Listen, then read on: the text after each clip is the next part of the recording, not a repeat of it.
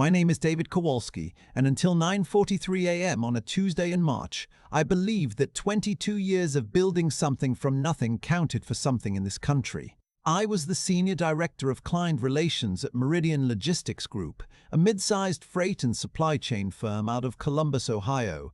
We weren't flashy. We didn't have a Manhattan address or a rooftop bar at the office.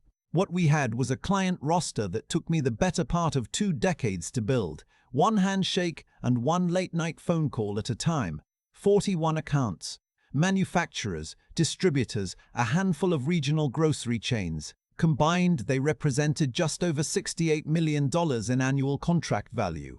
I managed every single one of them personally, not through a team, not through a dashboard. Me, my cell phone, my memory, my relationships. My compensation reflected that. Base salary of $312,000 plus a performance bonus that had averaged another $47,000 over the last 4 years. To most people in Columbus, that sounds like a lot, and I won't pretend it wasn't good money. But my wife taught 5th grade in the Dublin City School District, and we had 2 kids, one already in college at Ohio State, one starting next fall. We had a mortgage on a house we bought when rates were low and values were climbing.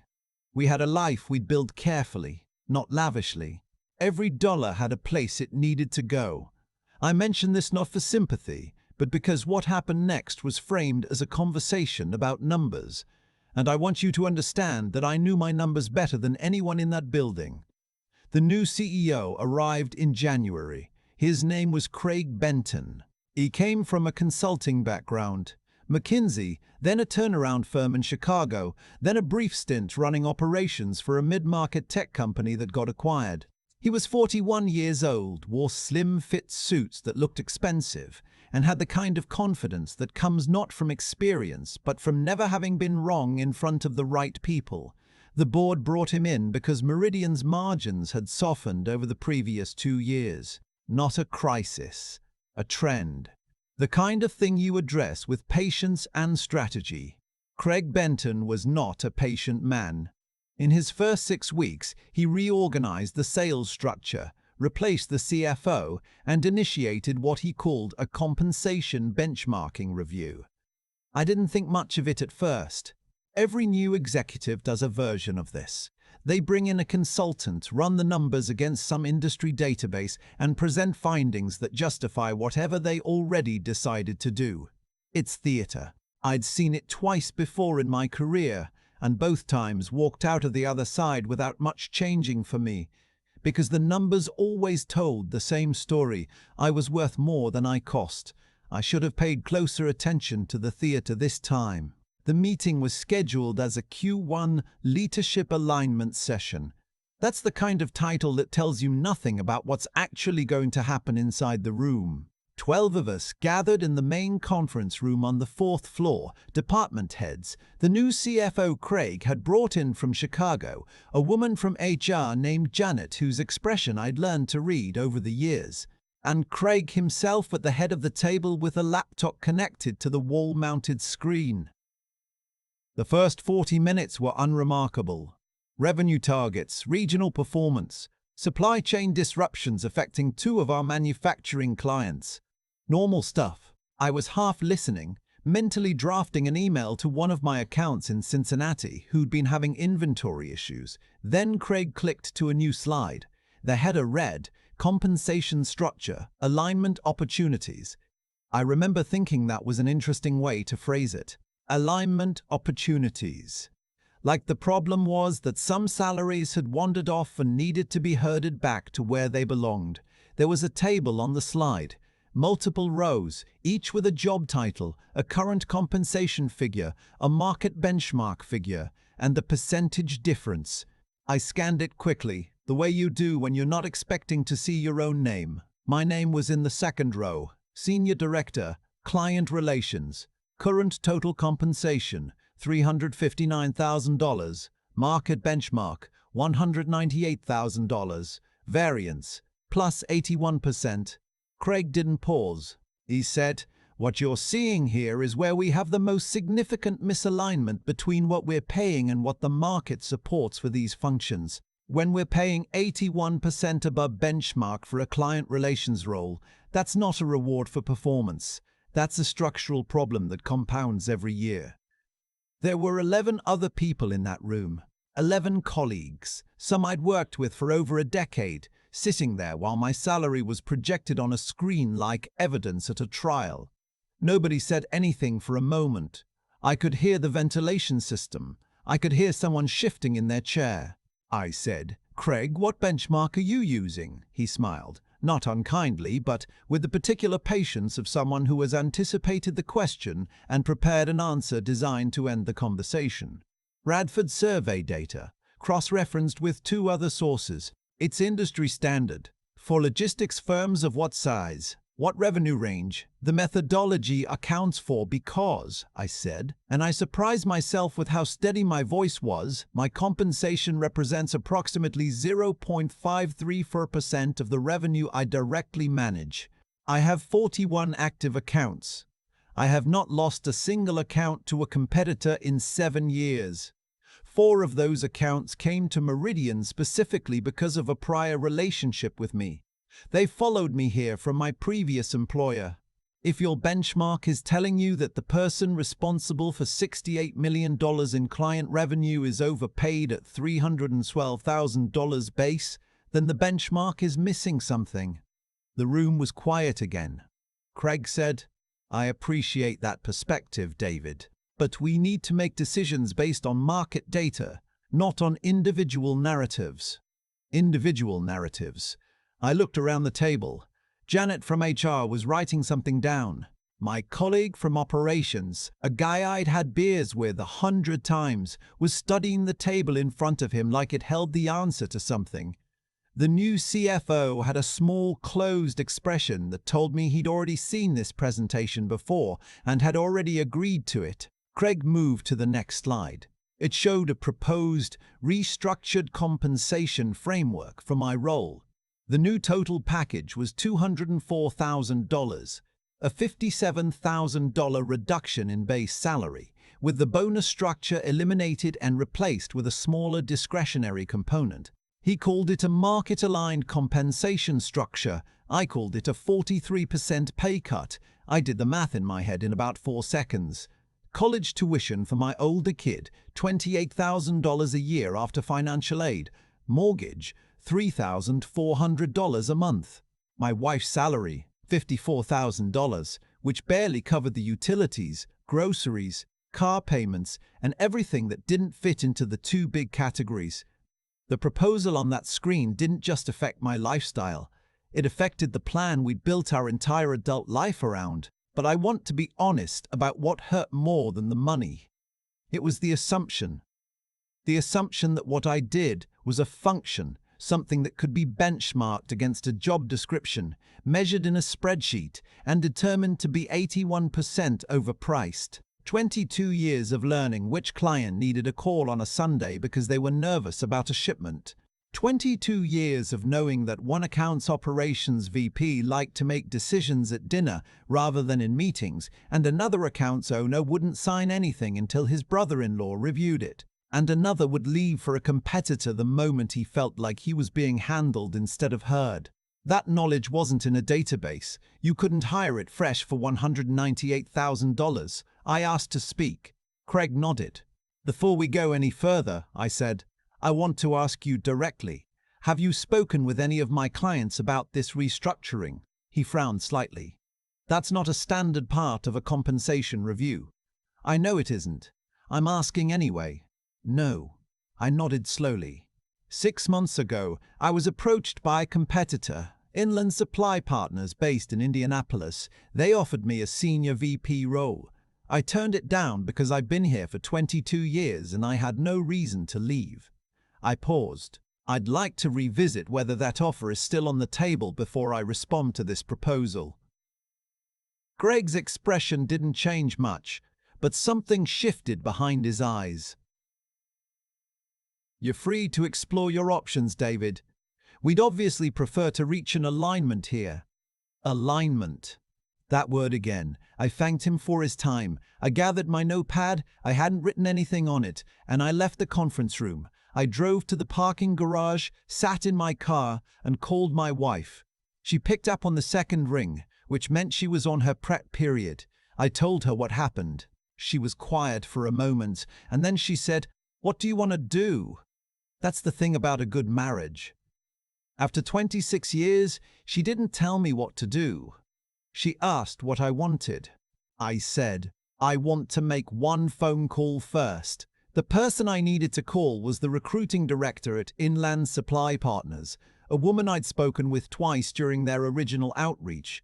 I'd stayed professional throughout, kept the door polite but firmly closed. Now I called her direct line and explained that my situation had changed. She asked me to hold for 3 minutes. When she came back, she confirmed that the senior VP position had been filled, but that they had an equivalent role, VP of Strategic Accounts, that had been approved for budget 2 weeks earlier and hadn't been posted yet. The compensation range was $340,000 to $380,000 base, with a performance package on top. I want to be clear about something, because I've read the kinds of stories where someone quits impulsively and lands on their feet through luck, and I've always found those stories slightly dishonest. This wasn't luck entirely, but I also didn't have a signed offer letter in my hand. What I had was a serious conversation with a recruiter who was enthusiastic, a role that hadn't been posted publicly, and the reasonable judgment that my track record made me competitive. That's not certainty. That's a calculated risk. I drove back to the office, submitted my resignation that afternoon, effective in 2 weeks. My manager, the COO, a man I genuinely respected, came to my office within the hour. He closed the door and sat down across from me and asked me plainly if there was anything he could do. I told him the truth, that if Craig had come to me privately, presented the data, and had an honest conversation about the business pressure he was facing, I might have found a way to work with him. That I'd spent 22 years being flexible, because I believed in what we were building. But that being publicly presented as a line item to be corrected in front of my peers was a door I couldn't walk back through. He nodded. He said he understood. He said he was sorry. I believed him. The next 2 weeks were professional. I documented everything, transitioned files, briefed my manager on the status of every active account.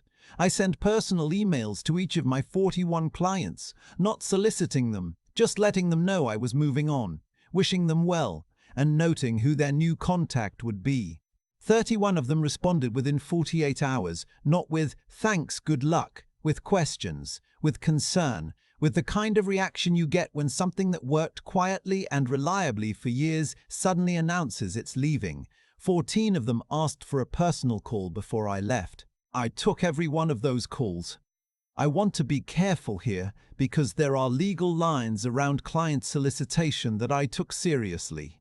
I didn't ask anyone to follow me. I didn't pitch Inland Services. I told each of them where I was going, answered their questions honestly, and let them make their own decisions. What I could not control, and did not try to control, was what they decided after those conversations. By the time I started at Inland Supply Partners in mid-April, 23 of my former accounts had initiated contact with Inland's business development team, not because I recruited them, because when a client has spent years trusting one person and that person leaves, they tend to ask themselves whether their loyalty was to the company or to the relationship. For 23 of them, the answer turned out to be the relationship. I found out about what was happening at Meridian the way you usually find out about things like this, through industry contacts, through people who still worked there reaching out, through the occasional email from a former colleague who felt I deserved to know. The revenue impact began within 60 days. By the end of the second quarter, Meridian had lost accounts representing approximately $40 million in annual contract value. The exact figure varied depending on who you asked, but every version of the number I heard was in that range. Craig Benton stood up in a leadership meeting. I was told this by someone who was there, and called it temporary client relationship turbulence, and assured the team that the accounts would be replaced through new business development initiatives. The accounts were not replaced. By September, the board had hired an outside advisory firm to review the client retention situation. I don't know everything that advisory firm found, but I know that by October, Craig Benton's employment with Meridian Logistics Group had ended. The press release used the phrase mutual agreement to transition leadership. In my experience, mutual agreement in a press release means the board decided and gave the departing executive a choice about how to announce it. The COO I respected was named interim CEO. He called me a few weeks later, not to offer me my job back, which I wouldn't have accepted, but to apologize. He said he should have fought harder in that conference room. I told him I didn't blame him. You can't always fight every battle in a room full of people who've already decided.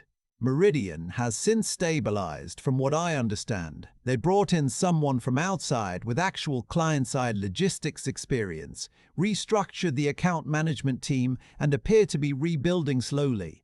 I genuinely hope they recover. There are good people there who deserve better than the year they had. As for me, I completed my first full year at Inland Supply Partners in April. The VP of Strategic Accounts role turned into something larger than the job description. I brought in 4 new accounts independently in the first 8 months. My performance review in February included a one-time bonus that I'm choosing not to put a number on, except to say that it was the largest single check I've received in 22 years of doing this work. My older kid is finishing his sophomore year. My younger one started in September. My wife is still teaching 5th grade because she loves it and because she's good at it in a way that has nothing to do with the salary. We refinanced the mortgage last fall when the timing made sense. The plan we built is still intact. I keep the email Craig sent me the day after I resigned on my phone. Not out of bitterness, I'm genuinely past it. I keep it because it contains a line I want to remember. He wrote, "I respect your decision, and I hope the market validates your assessment of your own value." The market did. That's not something I say with satisfaction aimed at Craig Benton. I have no idea where he is now, and I don't spend time thinking about it. I say it because I spent 22 years in a business where the most important currency isn't salary, it's trust. And when a new executive looks at 22 years of trust building and sees a line item to be corrected, the lesson isn't about the executive. The lesson is about what it means to actually know what something is worth, not what a database says it should cost, but what it costs when it's gone. I learned that lesson the right way, from the right side of it. Some people learn it the other way. I still think about that conference room sometimes, not with anger. That part faded faster than I expected. What stays with me is the image of Janet writing something down in her notepad while Craig explained that my 22 years of work was a structural problem that compounded every year. She had that careful, neutral expression that people get when they know something is wrong but have already decided they can't say so. I understood it then, and I understand it better now. Not everyone has the position to push back in the moment. That's not a failure of character. That's just the reality of where people sit in a room. What I keep returning to is the question of what it actually means to know what you're doing and why you're doing it. I spent 2 decades learning my clients, not their account numbers, but the way they thought, what they worried about at night, what made them trust a vendor instead of just tolerate one. That knowledge wasn't something I could put on a slide. Craig could look at a Radford benchmark and see 81% variance. What he couldn't see was the reason that number existed. Understanding the difference between a price and a value, really understanding it, not just saying it, takes a kind of clear-eyed thinking that no consulting background automatically gives you. I don't say that to diminish him. I say it because I've had to be honest with myself about the times in my own career when I looked at a number and thought I understood the situation, and I didn't. The harder thing to talk about is the decision itself, walking out, calling Indianapolis, taking the risk before I had anything signed. My wife asked me what I wanted to do, and I told her I needed to make 1 phone call first. That's the part I'm most proud of, actually. Not the outcome. The instinct to pause, think, and act from a position of clarity rather than just reaction. It would have been easy to storm out and make the call from a place of pure emotion. It also would have been easy to say nothing, go home, and quietly accept a 43% pay cut because the alternative felt too uncertain. Neither of those was right. What was right was harder, staying steady in the middle of something humiliating, making a rational assessment, and then acting on it deliberately. That's something nobody teaches you directly. You either develop it over time or you don't. The willingness to hold your ground without becoming rigid, to feel the full weight of a difficult moment and still think straight through it. I've seen people with more talent than me fold under less pressure, and I've seen people with average skills outlast almost everyone around them simply because they didn't panic. Staying composed when the room is against you, that's not a personality trait you're born with. It's something you build, one hard situation at a time. The outcome, the clients, the new role, the bonus, I'm grateful for all of it. But I'm more grateful for what the whole experience confirmed about the choices I'd made over 22 years. Every Sunday call I took, every dinner where I listened more than I talked, every time I put a client's operational problem ahead of closing a deal quickly, those choices had a cost in time and energy, and for a long time they were invisible on any spreadsheet. Then one afternoon, they became very visible indeed, just not in the way Craig Benton intended. That's how it tends to work. What you build quietly over years doesn't disappear because someone with a new title decides to reclassify it. It just waits until the right moment to show what it was always worth.